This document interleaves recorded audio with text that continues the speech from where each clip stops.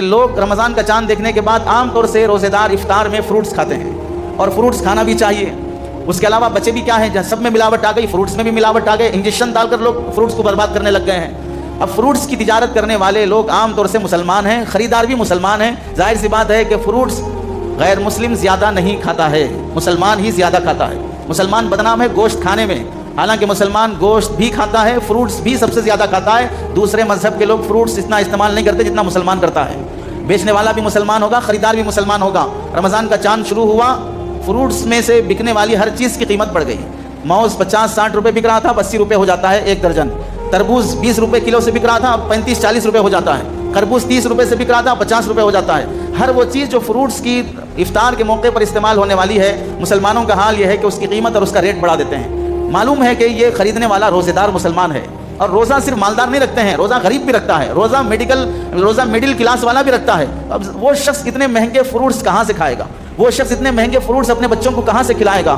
ہمیں شرم آنی چاہیے کہ کرسمس کے موقع پر عیسائی لوگ کرسمس آفر رکھتے ہوں، 25 دسمبر کو ان کا کرسمس آفر چل رہا ہو، اور ادھر دیوالی کے موقع پر، ہولی کے موقع پر، سنکرانتی کے موقع پر ہندو برادران وطن وہ پورے ملک کے پبلک کے خاطر آفر رکھتے ہوں کہ دیوالی آفر ہے، ہولی آفر ہے، اور فلاں اپنے تہوار کا آفر ہے۔ اس آفر کے موقع پر ہمارے نوجوان ان کی طرف سے ملنے والی مٹھائیاں بھی کھاتے ہیں، ان آفروں میں اپنا موبائل بھی خریدتے ہیں، ان آفروں میں اپنے گھر کی فریج اور واشنگ مشین بھی خریدتے ہیں۔ ہندوؤں کے تہواروں پر اپنے گھر کے ضروری سامان خرید رہے ہیں، اور ہمارا حال یہ ہے کہ ہمارے اس عید اور رمضان کی خوشی کے موقع پر فروٹس جیسی سب استعمال کرنے والی چیز بھی ہم نارمل ریٹ پر رکھنا نہیں چاہتے۔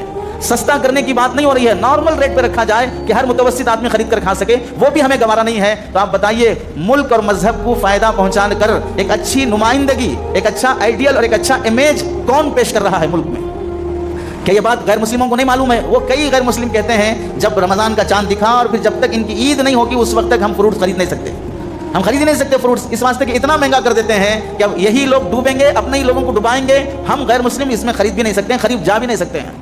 بلکہ مسلمان اگر دیکھے گا کہ کوئی نان مسلم خریدنے کے لیے آ رہا ہے تو دور سے ہی منہ بنا کر ایسا جواب دے دے گا کہ اسے لینے کی بھی ضرورت نہیں ہے، کیونکہ وہ پرانے ریٹ پر مانگے گا اور اس پر بھاؤ تاؤ کرے گا، اور مسلمان مجبور ہے لینے پر، کیونکہ اس کے بغیر افطار نہیں ہو سکتا ہے، اس لیے اسے چاہے لینا پڑے تو لینا ہی پڑے گا۔ غیر مسلم کو لے یا نہ لے کوئی فرق نہیں پڑے گا، کیونکہ روزہ بھی نہیں ہے، اسے کوئی دلچسپی بھی نہیں ہے۔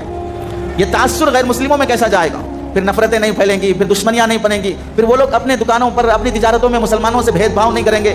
ہمیں احساس ہونا چاہیے کہ رمضان کی اس مناسبت سے ہم ضروری سامان کو سستا نہ بھی کر سکیں، کم از کم اس کی حیثیت پر تو رکھا جائے کہ مہنگا نہ کیا جائے۔ بڑے افسوس کی بات ہوتی ہے کہ مسلمان عبادت کو عبادت رکھنے کے بجائے اسے تجارت بنا لے، اسے کمائی کا مہینہ اور کمائی کا سیزن بنا لے۔